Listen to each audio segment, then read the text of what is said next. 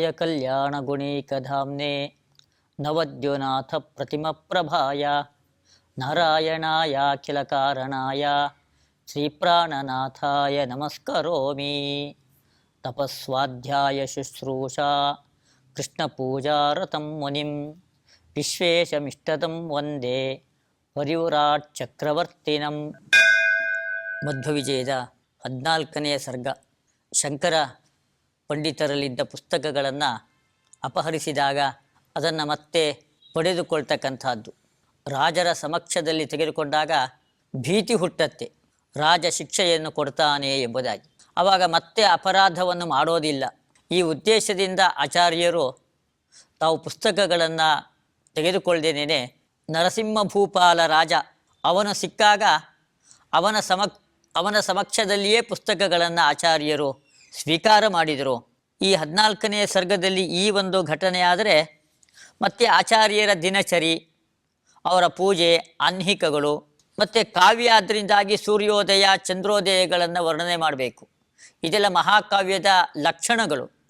ಅದಕ್ಕನುಗುಣವಾಗಿ ಪಂಡಿತಾಚಾರ್ಯರು ಈ ಸರ್ಗದಲ್ಲಿ ಸೂರ್ಯೋದಯ ಚಂದ್ರೋದಯ ಅವುಗಳನ್ನೆಲ್ಲ ತುಂಬ ಸುಂದರವಾಗಿ ವರ್ಣನೆಯನ್ನು ಆಚಾರ್ಯರು ಮಾಡ್ತಾರೆ. ಆಚಾರ್ಯರ ದೇವರ ಪೂಜೆಯ ಕ್ರಮ, ಅವರ ಶಿಷ್ಯ ಯತಿಗಳು ಒಬ್ಬರು ನಿರ್ಮಾಲ್ಯ ವಿಸರ್ಜನೆಯನ್ನು ಮಾಡಿದರು ಎಂಬುದಾಗಿ 14ನೇ ಸರ್ಗದ ಈ ಶ್ಲೋಕವನ್ನು ಗಮನಿಸಿ. ವಿಪುಲ ಹೃದಯ ಪಾರ್ಶ್ವೇ ದೀಪದೀಪ್ತಿ ಪ್ರದೀಪ್ತೆ ದರವರ ಪರಿಪೂರ್ಣೈ ವಾರ್ಭಿರರ್ಘ್ಯಾದಿ ದತ್ವಾ ಯತಿ ಅತಿಯತಚೇತಾ ಚಕ್ರಿಣೋರ್ಚಾ ನಿಕಾಯಾತ್ ಕುಸುಮ ಸಮಿತಿಮಗ್ರ್ಯಾಂ ಆದರಾತ್ ಉಜ್ಜಹಾರ. ವಿಪುಲ ಹೃದಯ ಪಾರ್ಶ್ವೇ ಪೂರ್ಣಪ್ರಜ್ಞರು ಮಧ್ವಾಚಾರ್ಯರು, ಅವರ ಸಮೀಪದಲ್ಲಿ ಒಬ್ಬ ಯತಿಗಳು ನಿರ್ಮಾಲ್ಯ ವಿಸರ್ಜನೆಯನ್ನು ಮಾಡಿದರು. ಆ ದೇವರ ಪೀಠದ ಸಮೀಪದಲ್ಲಿ ದೀಪದೀಪ್ತಿ ಪ್ರದೀಪ್ತೆ ದೀಪವನ್ನು ಹಚ್ಚಿಟ್ಟಿದ್ದಾರೆ. ಆ ದೀಪದ ಪ್ರಕಾಶ ಅದೊಳ್ಳೆ ಉಜ್ವಲವಾಗಿ ಚೆನ್ನಾಗಿ ಉರಿತಾ ಇದೆ. ಅದು ದೀಪ ಅಂತ ಅನ್ನೋದು ಜ್ಞಾನದ ಸಂಕೇತ. ಭಗವಂತನಿಗೆ ದೀಪವನ್ನು ನಾವು ಸಮರ್ಪಣೆ ಮಾಡೋದರಿಂದಾಗಿ ನಮ್ಮ ಅಜ್ಞಾನ ನಾಶ ಮಾಡ್ತಾನೆ ಪರಮಾತ್ಮ. ನಮಗೆ ಒಳ್ಳೆಯ ತತ್ವಜ್ಞಾನವನ್ನು ನೀಡ್ತಾನೆ, ಜೀವನದಲ್ಲಿ ಬೆಳಕನ್ನು ಅವನು ತೋರಿಸ್ತಾನೆ. ಆದ್ದರಿಂದಾಗಿ ದೀಪವನ್ನು ಹಚ್ಚಿಟ್ಟು ಪೂಜೆಯನ್ನು ಮಾಡಬೇಕು. ದೇವರ ಮುಂದೆ ಸದಾಕಾಲ ದೀಪ ಅದು ಪ್ರಜ್ವಲಿಸ್ತಾ ಇರಬೇಕು ಎಂಬುದಾಗಿ. ಆಚಾರ್ಯರ ಪಾರ್ಶ್ವ ಅವರ ಸಮೀಪದಲ್ಲಿಯೇ ದೀಪದೀಪ್ತಿ ಪ್ರದೀಪ್ತೆ ದೀಪ ಅದು ಕಂಗೊಳಿಸ್ತಾ ಇದೆ, ಪ್ರಕಾಶಮಾನವಾಗಿ ಅದು ಪ್ರಜ್ವಲಿಸ್ತಾ ಇದೆ. ಒಬ್ಬ ಯತಿಗಳು ಅತಿಯತ ಚೇತಾಹ ಯತಿ, ಒಳ್ಳೆ ಇಂದ್ರಿಯ ನಿಗ್ರಹವನ್ನು ಸಂಪಾದನೆ ಮಾಡಿರ್ತಕ್ಕಂಥವರು ಆ ಯತಿಗಳು. ಅವರು ಆ ಸಾಲಿಗ್ರಾಮ ಪ್ರತಿಮೆಗಳು, ಅದರ ಮೇಲಿರ್ತಕ್ಕಂತಹ ಹೂವುಗಳ ಸಮೂಹ, ಬೇಕಾದಷ್ಟು ಹೂವುಗಳನ್ನು ಹಿಂದಿನ ದಿವಸ ಪೂಜೆಯ ಸಮಯದಲ್ಲಿ ಪರಮಾತ್ಮನಿಗೆ ಅರ್ಪಣೆ ಮಾಡಿದ್ದಾರೆ. ಹೂವು ತುಳಸಿಗಳಿಂದಲೇ ಅರ್ಚನೆಯನ್ನು ಮಾಡಿದ್ದಾರೆ. ಆ ಎಲ್ಲ ಹೂವು ತುಳಸಿ ಎಲ್ಲವನ್ನೂ ಕೂಡ ಇವತ್ತು ಆ ಶಿಷ್ಯ ಯತಿಗಳು ಹೊರಗೆ ತೆಗಿತಾ ಇದ್ದಾರೆ. ಅದೆಲ್ಲವನ್ನೂ ಕೂಡ ಹೇಗೆ ತೆಗಿತಾ ಇದ್ದಾರೆ? ಆದರಾತ್, ತಾತ್ಸಾರದಿಂದ ತೆಗಿತಾ ಇಲ್ಲ. ಆ ನಿರ್ಮಾಲ್ಯಕ್ಕೆ ಒಂದು ದೊಡ್ಡ ಸ್ಥಾನ ಇದೆ, ಅದಕ್ಕೊಂದು ಮೌಲ್ಯ ಇದೆ. ನಿರ್ಮಾಲ್ಯವನ್ನು ತಿರಸ್ಕಾರ ಮಾಡಿದರೆ ಅನೇಕ ಅನಾಹುತಗಳೇ ಆಗತ್ತೆ ಅಂತ ಹೇಳಿದ್ದಾರೆ. ಅಗಸ್ತ್ಯರು ಕೊಟ್ಟಿರ್ತಕ್ಕಂತಹ, ದುರ್ವಾಸರು ಕೊಟ್ಟಿರ್ತಕ್ಕಂತಹ ನಿರ್ಮಾಲ್ಯವನ್ನು ಇಂದ್ರ ಧಿಕ್ಕರಿಸಿದ ಎಂಬುದಾಗಿ, ಇಂದ್ರನ ಸಾಮ್ರಾಜ್ಯವೇ ಕ್ಷಯವಾಗಿ ಹೋಯಿತು ಎಂಬುದಾಗಿ ಕಥೆಯನ್ನು ಭಾಗವತದಲ್ಲಿ ನಾವು ಓದ್ತೇವೆ. ಹಾಗೆ ಪ್ರಕೃತದಲ್ಲೂ ಕೂಡ ಆ ಶಿಷ್ಯ, ಆಚಾರ್ಯರ ಶಿಷ್ಯ, ಯಾವುದೇ ತಿರಸ್ಕಾರ ಇಲ್ಲದೆ ಆದರದಿಂದ ಭಕ್ತಿಯಿಂದ ಆ ಕುಸುಮ ಸಮಿತಿಂ ಉಜ್ಜಹಾರ ಅರ್ಚಾ ನಿಕಾಯಾತ್, ಆ ಪ್ರತಿಮೆಗಳು, ಸಾಲಿಗ್ರಾಮಗಳು, ಅದರ ಸಮೂಹದಲ್ಲಿ ಅಡಗಿರ್ತಕ್ಕಂಥ ಎಲ್ಲ ಪುಷ್ಪಗಳನ್ನು ಹೊರಗೆ ತಾನು ತೆಗಿತಾ ಇದ್ದಾನೆ. ಭಕ್ತಿಯಿಂದ ನಿರ್ಮಾಲ್ಯ ವಿಸರ್ಜನೆಯನ್ನು ಅವನು ಮಾಡ್ದ ಆ ಶಿಷ್ಯ. ಅಮೃತಮಪಿ ನಿರೀಕ್ಷ ಸ್ರಾವೆ ನಿರ್ಮಾಲ್ಯ ಸೋನೆ ಘೃತಮಿದಮಿತಿ ಸದ್ಯೋ ಭ್ರಾಂತಿಮಂತೋಪಿ ಶಿಷ್ಯಾಃ ಶ್ರದಧುಃ ಅಧಿಕವಾಕ್ಯೈಃ ವಿಭ್ರಮಾಃ ತಚ್ಚ ಪಶ್ಚಾತ್ ಅನುದಿನಮೃತಾನ್ಯೈಃ ತಸ್ಯ ಸೇವ್ಯಸ್ಯ ಶಕ್ತ್ಯಾ. ಮಧ್ವಾಚಾರ್ಯರು ದೇವಗುರುಗಳು. ಅವರು ದೇವತೆಗಳಿಗೂ ಕೂಡ ದೇವತೆಗಳಾಗಿರ್ತಕ್ಕಂಥವ್ರು. ಮುಖ್ಯ ಪ್ರಾಣದೇವರ ಅವತಾರ ಅವರು. ಪ್ರತಿನಿತ್ಯವೂ ಕೂಡ ಅಮೃತವನ್ನು ಪಾನ ಮಾಡ್ತಕ್ಕಂಥವ್ರು ದೇವತೆಗಳು. ಆ ದೇವತೆಗಳು ಕೂಡ ಆಚಾರ್ಯರನ್ನು ಸೇವಿಸ್ತಾರೆ ಅಂತ ಹೇಳಿದರೆ ಆಚಾರ್ಯರು ಎಷ್ಟು ದೊಡ್ಡವರು ಎಂಬುದಾಗಿ ನಾವು ಮಾಡಬಹುದು. ಅವರು ಪ್ರತಿನಿತ್ಯ ಭಕ್ತಿಯಿಂದ ಪೂಜೆಯನ್ನು ಮಾಡ್ತಾ ಇದ್ರು. ಆ ಶಿಷ್ಯ ಅವತ್ತು ನಿರ್ಮಾಲ್ಯ ವಿಸರ್ಜನೆ ಮಾಡ್ದ ಅಂತ ನಾವೇನು ಓದಿದ್ವಿ ಆ ಶ್ಲೋಕದಲ್ಲಿ, ಆ ನಿರ್ಮಾಲ್ಯದ ಪುಷ್ಪದಲ್ಲಿ ಅಮೃತ ಬಿಂದುಗಳು ಕೆಳಗಡೆಗೆ ಬೀಳ್ತಾ ಇದೆ. ಎಲ್ಲ ಶಿಷ್ಯಂದರು ನೋಡಿದರು, ಇದೇನಿದು ಅಂತ ಆಶ್ಚರ್ಯ. ಘೃತಮಿದಮಿತಿ ಸದ್ಯೋ ಭ್ರಾಂತಿಮಂತೋಪಿ ಶಿಷ್ಯಾಃ. ಇದು ತುಪ್ಪ ಎಂಬುದಾಗಿ. ತುಪ್ಪ ಯಾಕೆ ಇಲ್ಲಿ ಬಂತು? ಆಶ್ಚರ್ಯ ಎಲ್ಲರಿಗೂ ಕೂಡ ತುಪ್ಪ ಎಂಬುದಾಗಿ ಭ್ರಾಂತಿ. ಆಮೇಲೆ ಇದು 4 ಜನ ಮಾತಾಡ್ತಾ ಇರುವಾಗ ತುಪ್ಪ ಬಿದ್ದಿದೆ. ಹಿರಿಯ ವ್ಯಕ್ತಿಗಳು, ಆ ಶಿಷ್ಯಂದ್ರಗಳಲ್ಲೇ ಒಬ್ಬ ದೊಡ್ಡ ವ್ಯಕ್ತಿ, ಜ್ಯೇಷ್ಠ, ಅವ ಹೇಳ್ದ, ಇದು ತುಪ್ಪ ಅಲ್ಲ, ತುಪ್ಪ ಅಂತ ಭ್ರಾಂತಿಗೊಳಗಾಗಬೇಡ್ರಿ, ಇದು ಅಮೃತ ಎಂಬುದಾಗಿ ಹೇಳ್ದ. ದೊಡ್ಡವರ ಮಾತು ಯಾವತ್ತೂ ಸುಳ್ಳಾಗೋದಿಲ್ಲ, ಅದು ಸತ್ಯ. ಅದು ಆಚಾರ್ಯರು ಅಷ್ಟು ಭಕ್ತಿಯಿಂದ ಅವರು ಪೂಜೆಯನ್ನು ಮಾಡ್ತಾ ಇದ್ರು. ಅವರ ಭಕ್ತಿ ಅದೆಷ್ಟು ಯಾವ ರೀತಿಯಾದದ್ದು ಅದು ನಮ್ಮ ಮನಸ್ಸಿಗೆ ನಿಲುಕತಕ್ಕಂತಹದ್ದೇ ಅಲ್ಲ. ಅದು ಅಂಥ ಉತ್ತಮವಾದ ಭಕ್ತಿಯಿಂದ ಪೂಜೆ ಮಾಡ್ತಾ ಇದ್ರು. ಆದ್ರಿಂದಾಗಿ ಅಮೃತ ಬಿಂದುಗಳೇ ಅಲ್ಲಿ ಕೆಳಗಡೆಗೆ ಬೀಳ್ತಾ ಇತ್ತು. ಇಂಥದ್ದು ಆಚಾರ್ಯರ ಮಹಿಮೆ. ಅವರು ಪೂಜೆ ಮಾಡಿದ ನಿರ್ಮಾಲ್ಯದಲ್ಲಿ ಅಮೃತವೇನೇ ಪ್ರವಹಿಸ್ತಾ ಇತ್ತು, ಸುರಿತಾ ಇತ್ತು ಅಮೃತ ಬಿಂದುಗಳು ಅಂತ ಹೇಳಿದರೆ, ಆ ಶುದ್ಧವಾದ ಮನಸ್ಸು, ಪರಿಶುದ್ಧವಾದ ಅಂತಃಕರಣದಿಂದ ಭಗವಂತನ ಪೂಜೆಯನ್ನು ಹೇಗೆ ಮಾಡ್ತಾ ಇದ್ರು. ನಾವು ಹೇಗೆ ಪೂಜೆ ಮಾಡಬೇಕು?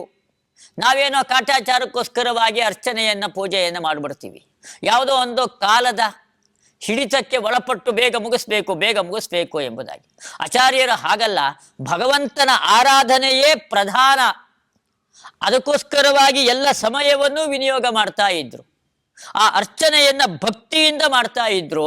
ಅದರಿಂದಾಗಿ ಭಕ್ತಿ ರಸ ಅದು ಅಮೃತದ ರೂಪದಲ್ಲಿ ಅಲ್ಲಿ ಹರಿತಾ ಇತ್ತು. ಅಲ್ಲಿ ಅಗಮದುಚಿತ ಮಂತ್ರೈಹಿ ತುದಯಾನಾಂ ತ್ರಯಾಣಾಂ ಕೃತಿಭಿರನುಮತಾತ್ಮ ತತ್ರ ಪಂಚಾಂಗ ವಿದ್ಧಿಃ ಉದಯ ಮಹಿಮರೋಚಿಃ ಚಕ್ರವರ್ತಿ ತ್ರಿಶಕ್ತಿ ದದತತಿ ಬೃಹದಂತಹ ಷಡ್ಗುಣಂ ಸ್ವಾತ್ಮತೇಜಃ. ಕಾವ್ಯದ ಲಕ್ಷಣ, ಮಹಾಕಾವ್ಯ ಅಂತ ಅನ್ನಿಸ್ಕೊಳ್ಬೇಕಾದ್ರೆ ಸೂರ್ಯೋದಯ, ಚಂದ್ರೋದಯ, ಸಮುದ್ರ ಅವುಗಳ ವರ್ಣನೆ ಇರಬೇಕು.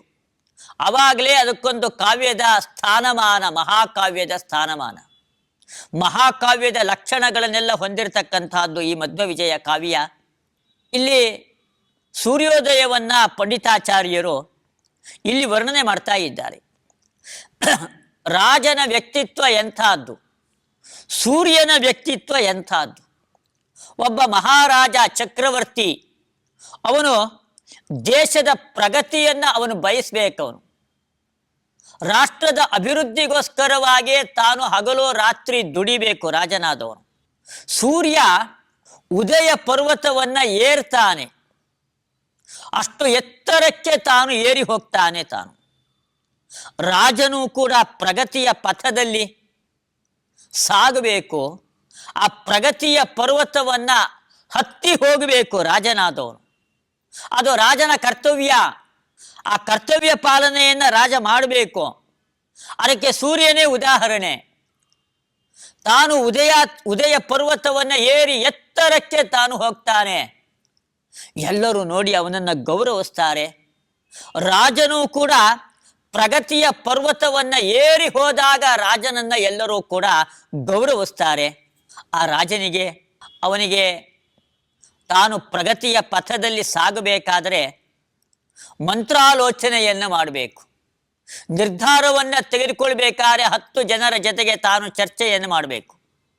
ಪ್ರಜೆಗಳ ಅಭಿವೃದ್ಧಿ, ರಾಷ್ಟ್ರದ ಪ್ರಗತಿ ಅದೇ ರಾಜನ ಉಸಿರಾಗಿರಬೇಕು. ಅದಕ್ಕೆ ಒಳ್ಳೆ ನೈಪುಣ್ಯವನ್ನು ಸಂಪಾದನೆ ಮಾಡಿರ್ತಕ್ಕಂತಹ ಮಂತ್ರಿಗಳ ಸಹಾಯ ಬೇಕು.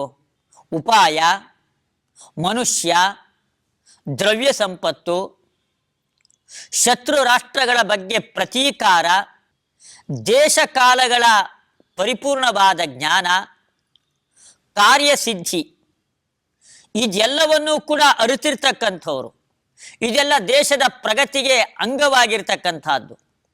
ಈ ಅಂಗಗಳನ್ನೆಲ್ಲ ಚೆನ್ನಾಗಿ ಅರಿತಿರ್ತಕ್ಕಂಥವ್ರು ಮಂತ್ರಿಯ ಹುದ್ದೆಗೆ ಯೋಗ್ಯರು.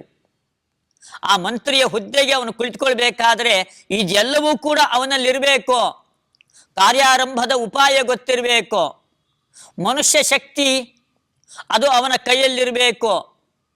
ರಾಷ್ಟ್ರಕ್ಕೆ ಬೇಕಾಗಿರ್ತಕ್ಕಂತಹ ದ್ರವ್ಯ ಸಂಪತ್ತಿರಬೇಕು. ಶತ್ರು ರಾಷ್ಟ್ರಗಳ ಬಗ್ಗೆ ಪ್ರತೀಕಾರದ ಧೋರಣೆಯನ್ನು ತಾನು ತೋರಬೇಕಾಗತ್ತೆ. ಯಾವ ದೇಶ ಯಾವ ಕಾಲಗಳಲ್ಲಿ ಯಾವ ಕಾರ್ಯ ಮಾಡಬೇಕು ಅಂತನೋ ದೇಶಕಾಲಗಳ ಪರಿಜ್ಞಾನ ಮಂತ್ರಿಗಳಿಗೆ ಇರಬೇಕು. ಇದೆಲ್ಲವೂ ಕೂಡ ಇದ್ದಾಗ ರಾಷ್ಟ್ರದ ಪ್ರಗತಿ ಸಾಧ್ಯ. ಅದಕ್ಕೆ ಮತ್ತೆ ಪ್ರಭುಶಕ್ತಿ, ಅಧಿಕಾರ ಶಕ್ತಿ, ಮಂತ್ರಶಕ್ತಿ, ಉತ್ಸಾಹ ಇದನ್ನೆಲ್ಲ ತುಂಬುತ್ತಾ ಇರಬೇಕು. ಉತ್ಸಾಹವನ್ನು ಕಾರ್ಮಿಕರಲ್ಲಿ, ಪ್ರಜೆಗಳಲ್ಲಿ, ಕಾರ್ಯಕರ್ತರುಗಳಲ್ಲಿ ತುಂಬಿ ತುಳುಕುವಂತೆ ತಾನು ಮಾಡ್ತಾ ಇರಬೇಕು. ಸಂಧಾನ, ಪಕ್ಕದ ರಾಷ್ಟ್ರಗಳ ಜೊತೆಗೆ ಸಂಧಾನವನ್ನು ಮಾಡಿಕೊಳ್ಬೇಕಾಗತ್ತೆ. ಶತ್ರು ರಾಷ್ಟ್ರಗಳ ಮೇಲೆ ಯುದ್ಧವನ್ನು ಘೋಷಣೆ ಮಾಡಬೇಕಾಗತ್ತೆ. ಬಲಿಷ್ಠರನ್ನ ತಾನು ಆಶ್ರಯಿಸಬೇಕು. ದುರ್ಬಲರನ್ನ ಆಶ್ರಯಿಸೋದ್ರಿಂದ ಪ್ರಯೋಜನ ಇಲ್ಲ. ದುರ್ಬಲರನ್ನ ಆಶ್ರಯಿಸಿದ್ರೆ ತನಗೆ ಅವನತಿಯೇ ಉಂಟಾಗಿ ಬಿಡತ್ತೆ. ಅದರ ಪ್ರಬಲರನ್ನ ಆಶ್ರಯಿಸಬೇಕು. ಆದ್ರಿಂದ ಅವನಿಗೆ ತುಂಬ ಮುಖ್ಯವಾಗಿ ಬೇಕಾಗಿರ್ತಕ್ಕಂಥದ್ದು ಭೇದೋಪಾಯ, ಸಂಧಾನ, ಯುದ್ಧ. ಕೆಲವು ಬಾರಿ ತಾನು ಮೌನವಾಗಿರೋದು, ಎಲ್ಲ ತಾನು ಮೌನವಾಗಿ ಗಮನಿಸ್ತಾ ಇರಬೇಕು. ಯುದ್ಧಕ್ಕೆ ಮುನ್ನುಗ್ಗಿ ತಾನು ಹೋಗಿ ಬಿಡೋದಲ್ಲ, ಯೋಚನೆ ಮಾಡದೇನೇನೆ ಯೋಚನೆ ಮಾಡಿ ತಾನು ಹೆಜ್ಜೆ ಇಡಬೇಕು. ಆವಾಗ ಮಾತ್ರ ರಾಜನಾದವನು ಪ್ರಗತಿಯನ್ನ, ಔನ್ನತ್ಯವನ್ನು ಹೊಂದಲಿಕ್ಕೆ ಸಾಧ್ಯ. ಆ ರಾಜ ಹೇಗೆ ಇದೆಲ್ಲ ಅಂಗಗಳನ್ನು ಹೊಂದಿ ತಾನು ಔನ್ನತ್ಯವನ್ನ, ಪ್ರಗತಿಯನ್ನ ತಾನು ಸಾಧಿಸ್ತಾನೆ, ಆ ರಾಜನಂತೆ, ಮಹಾರಾಜನಂತೆ ಇರ್ತಕ್ಕಂಥವನು ಸೂರ್ಯ.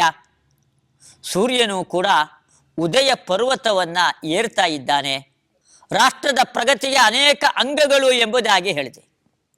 ಹಾಗೆ ಸೂರ್ಯ ಉದಯಿಸಿದಾಗ ಬ್ರಾಹ್ಮಣರು ಗಾಯತ್ರಿ ಮಂತ್ರವನ್ನು ಅನುಷ್ಠಾನ ಮಾಡ್ತಾರೆ.